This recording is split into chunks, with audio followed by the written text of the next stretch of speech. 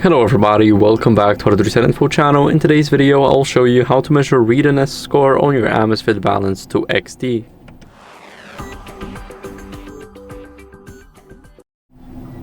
So first, what you guys want to do is wear your watch during sleep. So you need to wear it, you need to be very careful with it. Now, I would recommend wearing it somewhere in between here, and make sure that whenever you grip it, that it's very tight.